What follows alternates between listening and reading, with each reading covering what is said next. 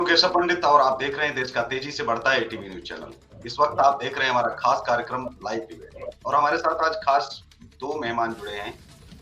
Doctor अविरल मलिक साहब जो भारतीय जनता पार्टी के राष्ट्रीय प्रवक्ता हैं। मलिक साहब बहुत बहुत स्वागत है आपका एटीवी न्यूज चैनल पर। और हमारे दूसरे खास साथी खास मेहमान संकेत चतुर्वेदी जी हैं जो संपादक हैं, वरिष्ठ पत्रकार हैं। आपका भी बहुत बहुत स्वागत है। शुरुआत मलिक साहब आपसे ही करते हैं। इस समय जो भारतीय जनता पार्टी ने 2014 में जो छवि बनाई थी, जिस हिंदुत्व को लेकर के, जिस सनातन को लेकर के, आज उस पर तमाम आरोप और प्रत्यारोप लग रहे हैं कि भारतीय जनता पार्टी दमन करना चाहती है, असल में मुगल है।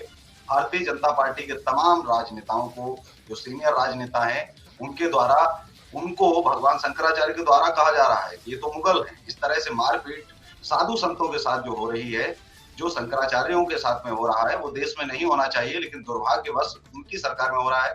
जो सनातन धर्म को रक्षक बताते हैं, ये दावा करते हैं। जी नहीं, बिल्कुल निश्चित रूप से गंभीर मुद्दा है, इसमें किसी रूप में दो राय नहीं। और जहां तक विषय भगवान शंकराचार्य जी का, तो भगवान शंकराचार्य जी हमारे लिए कल भी पूजनीय थे, आज भी पूजनीय है और भविष्य में पूजनीय रहेंगे।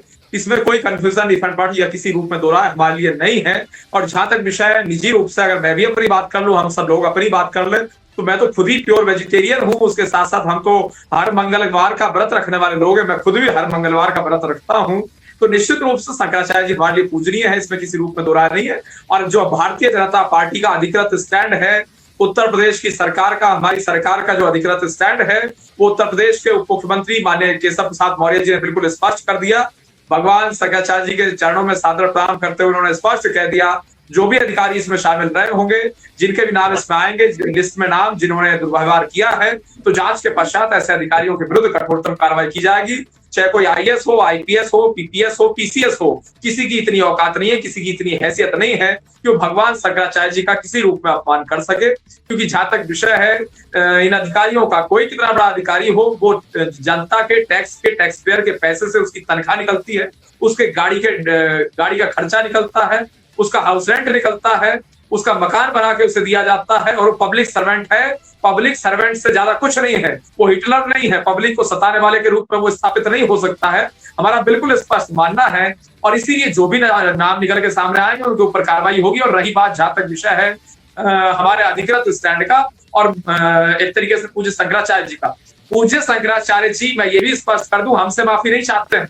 वो कह रहे हैं माफी की बात, वो भारतीय जनता पार्टी से माफी नहीं चाहते हैं, माननीय प्रधानमंत्री मोदी जी से माफी नहीं चाहते हैं, उत्तर प्रदेश की सरकार से माफी नहीं चाहते हैं, वो मुख्यमंत्री जी से माफी नहीं चाहते। वो माफी जरूर चाहते हैं, लेकिन वो लोकल एडमिनिस्ट्रेशन से, लोकल पुलिस वालों से, लोकल पुलिस अधिकारियों से, लोकल जो वहां के लोग हैं उनकी बात वो कर रहे हैं माफी की। और निश्चित रूप से माफी क्या, जो जिनके एक तरीके से कसूर सामने आएगा, सबको बर्खास्त किया जाएगा, सबके ऊपर कठोरतम कार्रवाई की जाएगी, इसमें कोई दो राय नहीं है।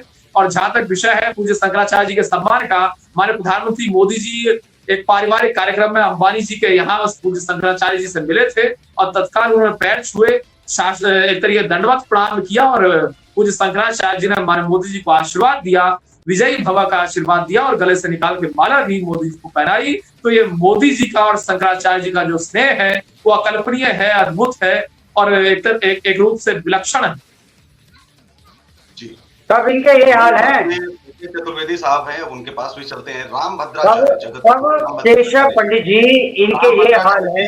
हैं, आपसे भी सवाल लेंगे जी, उसमें नहीं, सवाल बाद में, पहले जरा इनके जो इन्होंने कहा है भारतीय जनता पार्टी के प्रवक्ता है, उनका पहले मैं उत्तर दे दूं कि वो माफी, वो तो कह रहे हैं कि योगी राज करने योग्य ही नहीं है। संकेत जी सवाल आप सुन लीजिए, उसमें आप अपना ऐड कर सकते हैं। जगत गुरु राम भद्राचार्य कभी महिलाओं पर, कभी ब्राह्मणों के कुछ सरनेम पर टिप्पणियां करते हैं कि हम नीच ब्राह्मण हैं। कभी अपने आप को श्रेय दे देते हैं, कह देते हैं कि भाई हमने तो जो है राम मंदिर हमने ही बनवाया है, हम नहीं होते तो राम मंदिर बन नहीं जाता, 500 साल में क्यों नहीं बन गया। कभी अपने आप पर ये लगता नहीं है कि राम भद्राचार्य भगवान शंकराचार्य की भी आज अवहेलना करने लग गए। मतलब सभी को कभी कुछ आए गए सुना देते हैं। राम भद्राचार्य जी ने जो टिप्पणी की है भगवान शंकराचार्य पर, कैसे उस टिप्पणी को आप देखते हैं? सीधा सवाल, जगत गुरु राम भद्राचार्य जी लगातार जो टिप्पणियां कसते हैं महिलाओं पर, ब्राह्मणों पर, और इस देश में शूद्रों पर, कभी किसी पर, कभी किसी पर, गांधी पर, उनकी तमाम टिप्पणियां आती रहती है। कितना सहमत हैं आप उनकी हर टिप्पणी से? जी, अब हर टिप्पणी से सहमत होना तो अपने आप में असंभव है। उनकी हर टिप्पणी से मैं क्यों सहमत होने लगा? उनकी हर टिप्पणी से शायद आप भी और अविरल मलिक जी असहमत ही होंगे। क्या मेरा नाम वैसे पूरा संक्षेप चतुर्वेदी है? क्या आप लोगों को लगता है मैं अदम नीच हूं? क्या कानून की नजर में ये बात बोल देना ठीक है कि कोई व्यक्ति अदम नीच है? मैं अदम नीच संकेत चतुर्वेदी अदम नीच नहीं हूं।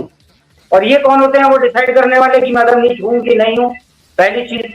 दूसरी बात, जब महिलाओं के विषय में जो कुछ भी उनका बयान आया, तो हमारे तो शास्त्रों में लिखा है कि यथा नारस्त्रे पूजनते रमनते तत्र देवता। तो मेरे को तो लगता है कि गुरुजी ने शायद शास्त्रार्थ भी ढंग से नहीं कराया। वो पता नहीं किनके गुरु हैं, कम से कम मेरे तो नहीं है। अब मेरी बात सुन के अविरल जी टेढ़े जरूर हो गए हैं, लेकिन उन्हें भी सीधा होना चाहिए। जो गुरु को इज्जत देनी है वो तो इज्जत कम से कम वो दें। अब अगर गुरुओं की मान लीजिए पिटाई कराई जा रही है, तो लॉ एंड ऑर्डर तो स्टेट सब्जेक्ट है। ऐसा काम तो बंगाल तक में नहीं हुआ जो इनके राज्य उत्तर प्रदेश में हो रहा है। इन लोगों ने क्या कार्रवाई करी? कार्रवाई की जाएगी तो सुनना बड़ा आसान है, करेंगे क्या, कब करेंगे, किसी को पता है? इतने दिन हो गए कार्रवाई करने में। एक ऑफिसर जिसने मतलब शंकराचार्य जी की पिटाई लगा दी हो, या यूं कहूं उनके संग बदतमीजी भी हो, वो व्यक्ति आज भी अपने पोजीशन पर है। किसी मंत्री के संग करके देख लो, अगले दिन वो बर्खास्त हो जाता है। आज तक ये बोलना इतने दिनों के बाद भी कि कार्रवाई की जाएगी, तो अपने आप में कार्रवाई न करने के समान है। और मैं तो बड़ा अचंभित हूं इस पार्टी का रूप देख करके। ये वही पार्टी है जिसने कभी हिंदुओं के दम पर आगे आकर के बैठे थे, सत्ता में हिंदुओं की वजह से आए थे। आज जो यूजीसी की पॉलिसी है, जो भारत के गजट पे छपी है, भारत का गजट भारत के सरकार का ही प्रपत्र है, उस पर छपी हुई है। एक व्यक्ति मतलब जा करके दूसरे के खिलाफ लिखवा दे कि इसने मेरे पे जाके का टिप्पणी करी है, तो दूसरे पक्ष का बात भी नहीं सुनी जाएगी। लेकिन बातचीत हम साधु संतों पर ही रखें, विषय से ना भटके। मलिक साहब, जो एक आरोप लगाया है, अधिकारियों ने कहा है कि जो पालकी में बैठ के आए थे वाहन के साथ में, मैं आपसे ये पूछना चाहता हूँ कि पालकी है, रथ है, ये व्हीकल एक्ट के किस क्या अंतर्गत आते हैं? और अगर नहीं आते हैं तो उसे वाहन बोलना क्या अधिकारियों के द्वारा ठीक है, उचित है? आपको लगता है कि उसको वाहन शब्द दिया जाना चाहिए? वो तो सम्मान के साथ में उसको पालकी बोलते हैं, रथ बोलते हैं, पालकी में बैठ के जा रहे थे, लेकिन क्या वो व्हीकल के अधीन आता है कि नहीं भाई, वाहन से ही जा रहे थे? जी, इसको लेकर के कैसे देखिए, अब तो विषय मैं समझता हूँ वो एक तरीके से मैटर ही नहीं करता, वो रह ही नहीं गया। तो विषय ये है जो हमारे डिप्टी सीएम केशव प्रसाद मौर्य जी ने स्पष्ट रूप से कहा है, सब एक तरीके से भगवान शंकराचार्य जी के चरणों में सादर प्रणाम करते हुए कि इस विषय का समापन हो और एक तरीके से जो मिसअंडरस्टैंडिंग एक तरीके से हुई है ये एक तरीके से समाप्त हो। तो निश्चित रूप से हमारी सरकार हिंदुओं की सरकार है, राम भक्तों की सरकार है, उत्तर प्रदेश की सरकार हो, केंद्र की सरकार हो, निश्चित रूप से किस तरीके से सनातन हिंदू धर्म को आगे बढ़ाया जाए, मजबूत किया जाए, इसकी हमने चिंता की। हमारे रहते उत्तर प्रदेश में अयोध्या जी में भव्य राम मंदिर का निर्माण हुआ और जनता हमारे साथ है। चुनाव दर चुनाव निश्चित रूप से हम जीत रहे हैं उत्तर प्रदेश में भी, और केंद्र सरकार भी हमारी निरंतर बन रही। 2014 में, 19 में, 2024 में, उत्तर प्रदेश में भी 2017 में, 2022 में योगी जी जीते हैं। और रही बात जहां तक विषय है पूज्य शंकराचार्य जी का, तो उनका आशीर्वाद हमारे लिए सर्वोपरि है। उनका आशीर्वाद था, है और रहेगा, इसमें कोई दो राय नहीं है। और जहां तक विषय एक तरीके से वो घर के बड़े हैं, समाज के बड़े हैं, हम सबके बड़े हैं, तो वो अगर घर में भी यही होता, अगर कोई बड़ा छोटों को कुछ कहे तो मैं समझता हूँ वो निश्चित रूप से सुनते हैं और मार्गदर्शन लेते हैं, तो हम उनका मार्गदर्शन लेते रहेंगे।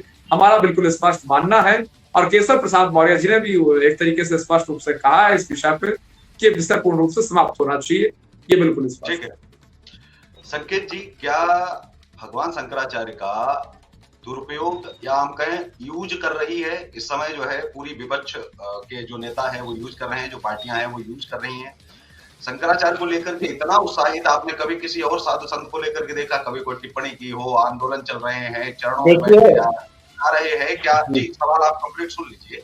तो क्या आपको लगता है कि ये वो लोग जा रहे हैं जिन्होंने कभी लाठियां चलाई थी शंकराचार्य पर, आज वो लोग उनके चरणों में बैठ करके ज्ञान देते हैं, तो कैसा लगता होगा? उस समय तो कभी हालचाल तक नहीं पूछा होगा। अपनी पुलिस के द्वारा लाठियों से पिटवाने वाले लोग आज जो है वो ये कह रहे हैं कि गलत हो रहा है और शंकराचार्य जी की तरफ से ट्वीट कर रहे हैं, बहुत तमाम चीजें लिख रहे हैं। कैसे आप देखते हैं, क्या मोहरा तो नहीं बन जाएंगे भगवान शंकराचार्य के? विपक्ष जो चाह रहा है ठीक वैसा ही। जी देखिए, विपक्ष बिल्कुल उनका यूज कर रहा है, इसमें कोई दो राय नहीं। ये तो वर्ष 2015 जहां तक मेरे को याद आ रहा है 2015 की शायद बात थी, जब अखिलेश यादव की सरकार थी, वो उन लोगों की सरकार थी जिन्होंने कभी राम भक्तों पर गोलियां चलवाई थी। वो लोग आज बैठ करके शंकराचार्य जी के आसपास घूम रहे हैं, मौके का फायदा उठा रहे हैं। परंतु यहाँ एक प्रश्न है जिसका जवाब मलिक जी ज्यादा मेरे से मतलब बेहतर, हम किसी से भी बेहतर वही दे पाएंगे कि आपने ऐसा मौका दिया ही क्यों? आपको ये मौका देना ही नहीं चाहिए था। ये बार बार कह रहे हैं वो घर के बड़े हैं, वो ठीक है, डांट सकते हैं, ये सब बातें अपनी जगह ठीक है, अच्छी है, बढ़िया है, सुनने में परंतु आप मेरी बात देखिए साहब, मैं फिर भी ये पूछ रहा हूँ कि आपने मौका दिया तो क्यों दिया? केशव प्रसाद मौर्य ने माफी मांगी, ये एक तरह से रिडीम करने का तरीका है।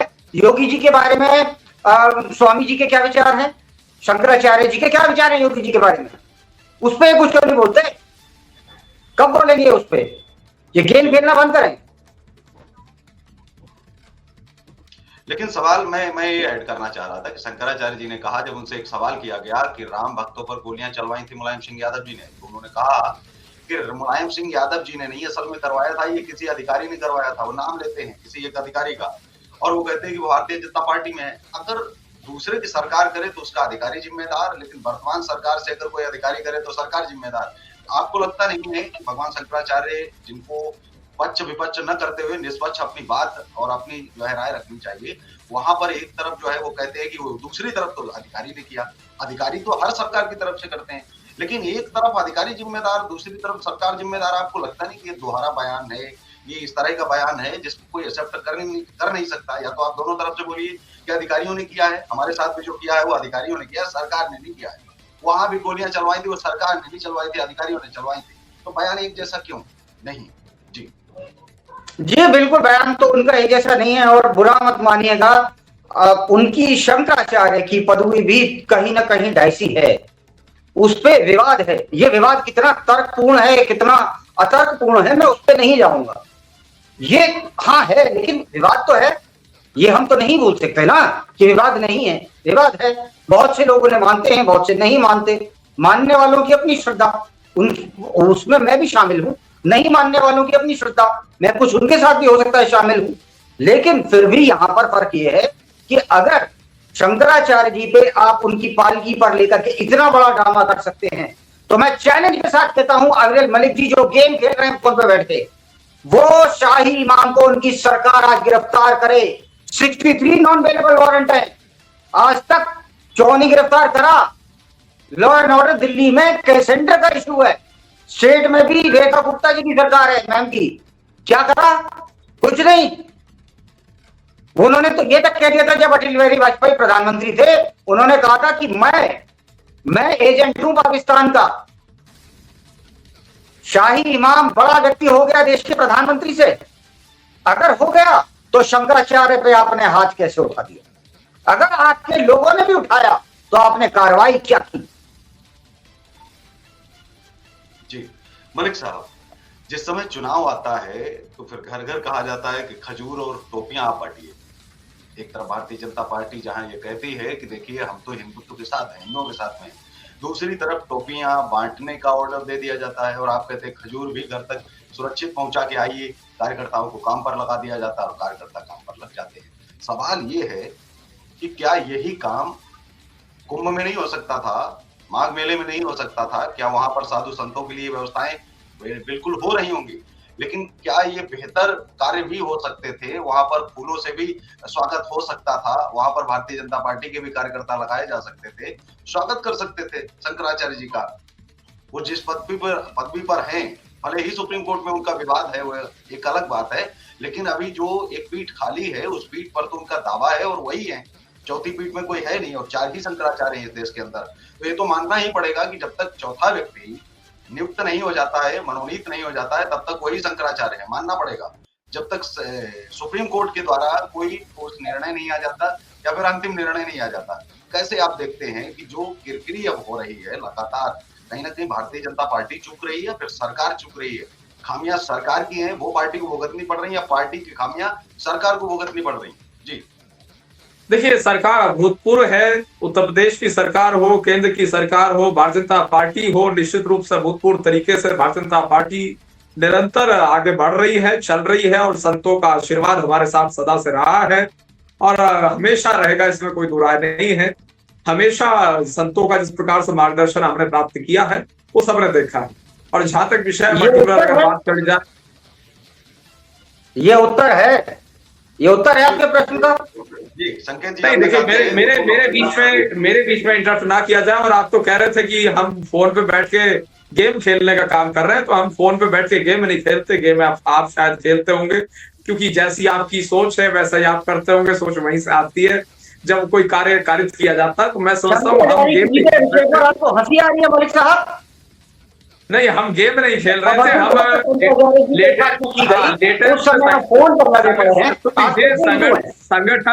संगठन और देश के संबंध में जो लेटेस्ट खबरें हैं उसे मॉनिटर करने का काम कर रहे थे।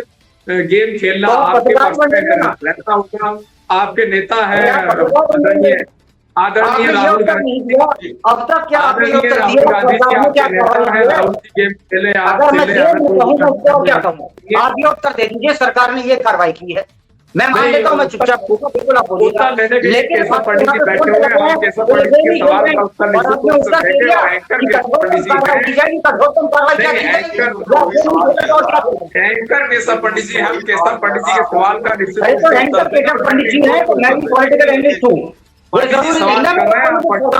उत्तर देंगे। पंडित जी का अधिकार है सवाल करना, केशव जी सवाल कर रहे हैं एज एंकर। कोई एंकर नहीं,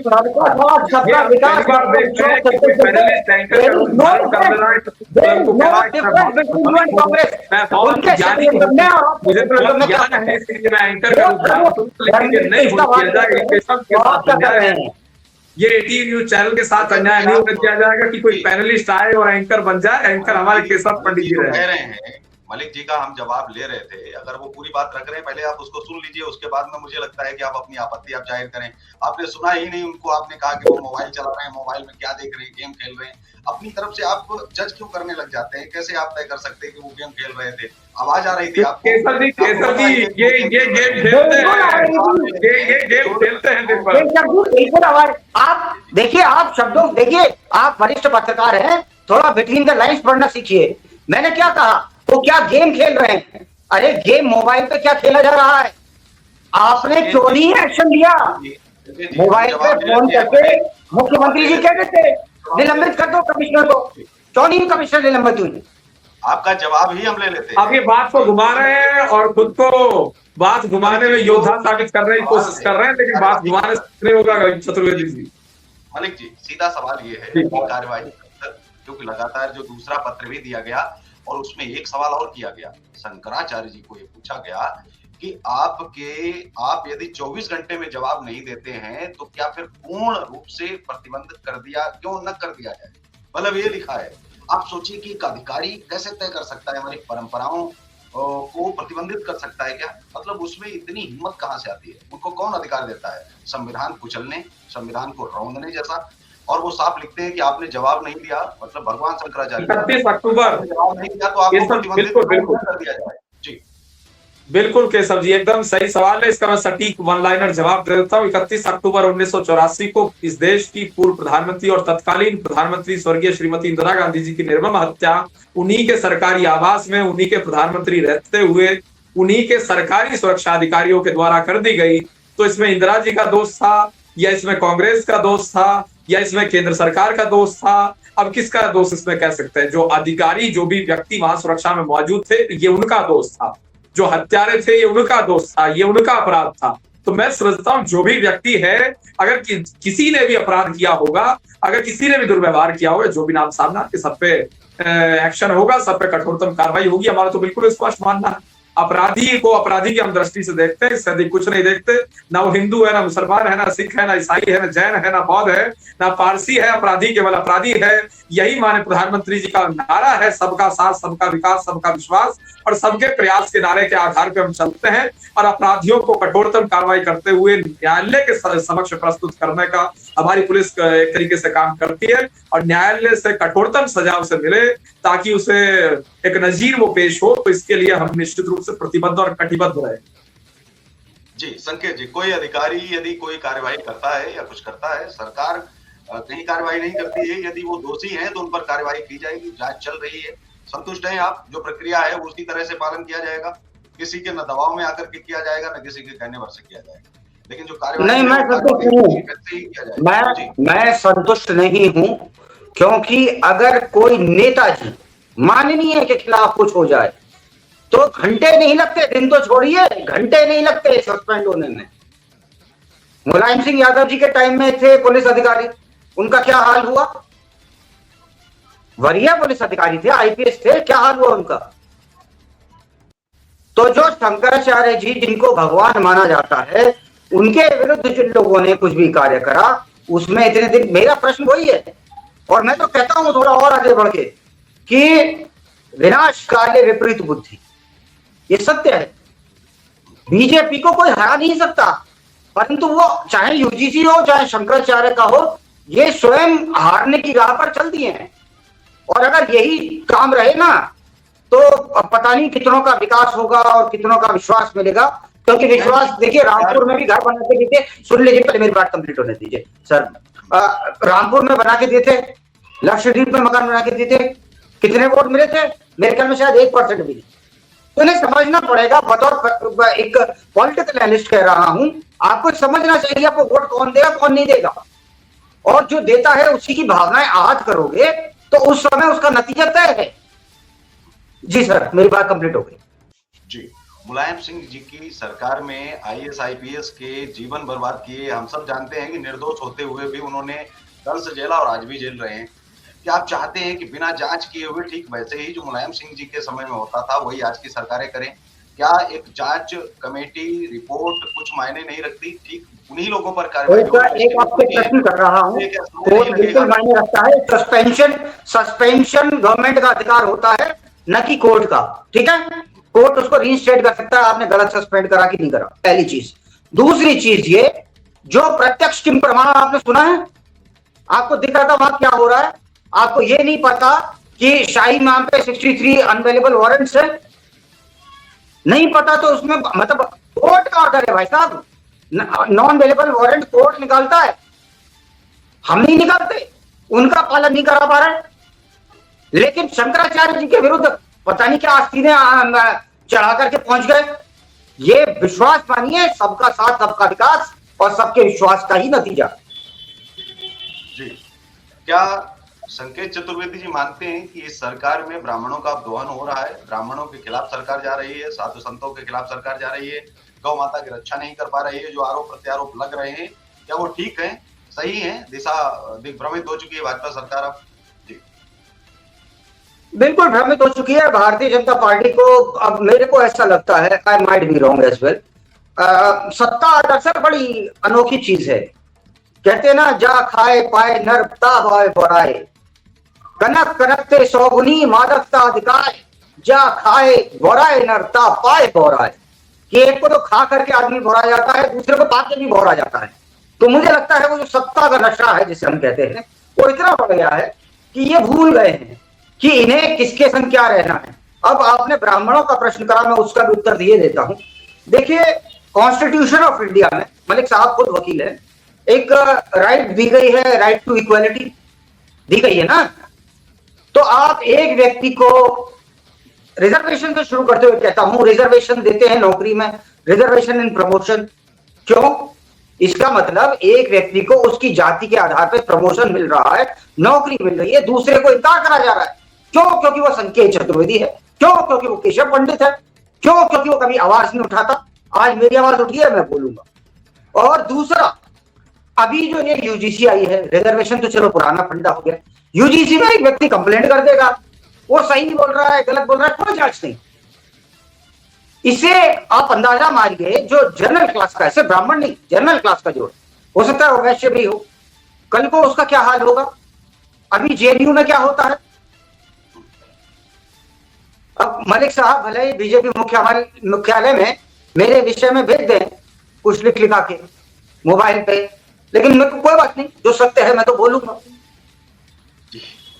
मलिक साहब, ऐसा क्या होता है कि लिख करके किसी के खिलाफ जो है भेजा जाए, उसके बाद में भारतीय जनता पार्टी कुछ कार्रवाई कर सके? अच्छा, एक सवाल और है साथ में, जो ब्राह्मणों की बात हो रही है, संतों की बात हो रही है, हिंदुओं की बात हो रही है, क्या वे वाकई सुरक्षित हैं, या जो भारतीय जनता पार्टी लीक से हट करके अब काम करने लग गई है इसलिए विरोध हो रहा है? क्योंकि अब तो वही संगठन जो 2014 में साथ थे, आज वो कहीं ना कहीं खिलाफ होते जा रहे हैं। आग उठ रही है, धुआं उठ रहा है, और वो कह रहे हैं सुगबुगाहट राजनीतिक गलियारों से लेकर के धार्मिक गलियारों तक यही है कि भारतीय जनता पार्टी अलग रास्ता बना रही है, अलग रास्ता तय कर रही है। मोहन भागवत जी अभी तक बयान सिर्फ दे रहे थे, लेकिन भारतीय जनता पार्टी उसी रास्ते पर जा रही है। जहां मोहन भागवत जाते हैं वहीं भारतीय जनता पार्टी जाती है। आरएसएस और भारतीय जनता पार्टी अलग नहीं है। उन्होंने अब चादर का काम कर लिया है, संभाल लिया है। वो अब मंदिर मस्जिद जा रहे हैं तो भारतीय जनता पार्टी भी चल पड़ती है। वो कह रहे हैं कि ब्राह्मणों ने जातियां बांटी हैं तो उसका जिम्मेदार भारतीय जनता पार्टी ने मान लिया है। तो क्या समझा जाए इसे कि वाकई में आरएसएस के ही रास्ते पर और आरएसएस भी दूसरे रास्ते पर? जी देखिए, अब मामला ऐसा है, समस्या यहाँ है कि संजय चतुर्वेदी जी को लगता है कि सबका साथ, सबका विकास, सबका विश्वास, सबका प्रयास करना गलत है, एक भारत श्रेष्ठ भारत की बात करना गलत है। हिंदू, मुस्लिम, सिख, ईसाई, जैन, बौद्ध, पारसी सबको बराबरी के साथ equally as per the constitution of India treat करना गलत है। सबको इक्वली ट्रीट करना गलत है। जाट, गुर्जर,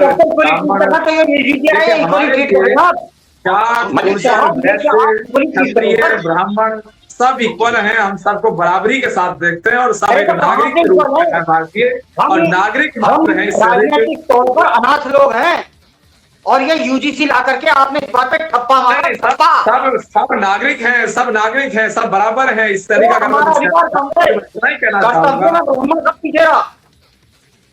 जितने आकर के आरक्षण में अपना हक मांगते हैं ना, हमने कर्तव्य ज्यादा करके दिखाया इस देश के लिए। हम हिंदू, मुस्लिम, सिख, ईसाई, जैन, बौद्ध, पारसी सबको बराबरी का अधिकार देने वाले लोग हैं। दलितों, गरीबों, मजलूमों की आवाज उठाने वाले लोग हैं। उन्हें और पूर्ण रूप से इक्वल राइट्स देने वाले लोग हैं कि किस प्रकार से दलितों को आगे बढ़ाया जाए, मजबूत किया जाए, पिछड़ों को आगे बढ़ाया जाए।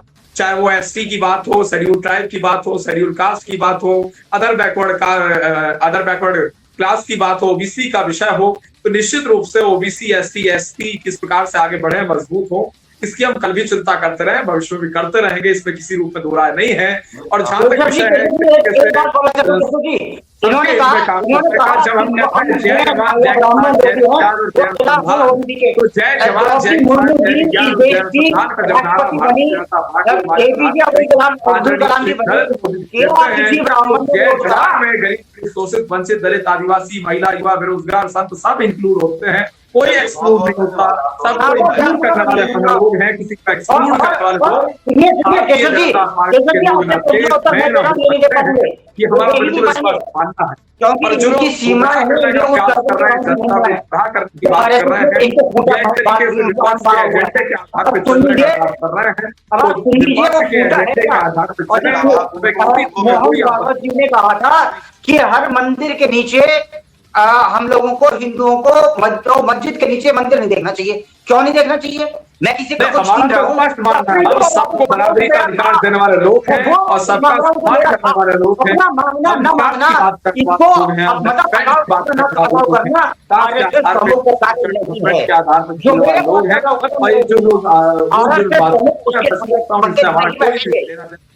वास्ता नहीं है। चलिए, अगर तो हमारा वास्ता है आप तो दोनों विकास लोगों से है, अगर हमारा वास्ता है तो इंफ्रास्ट्रक्चर डेवलपमेंट से है, रूरल डेवलपमेंट से है, अर्बन डेवलपमेंट से है, डेवलपमेंट से है, खास कार्यक्रम लाइव डेवलपमेंट से है।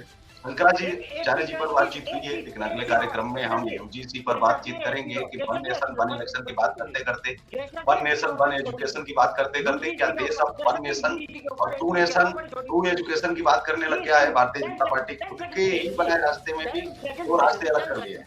तो इस कार्यक्रम में बस इतना ही, हमें दीजिए इजाजत। नमस्कार, जय हिंद, धन्यवाद। आप दोनों लोगों का बहुत बहुत आभार, बहुत बहुत शुक्रिया।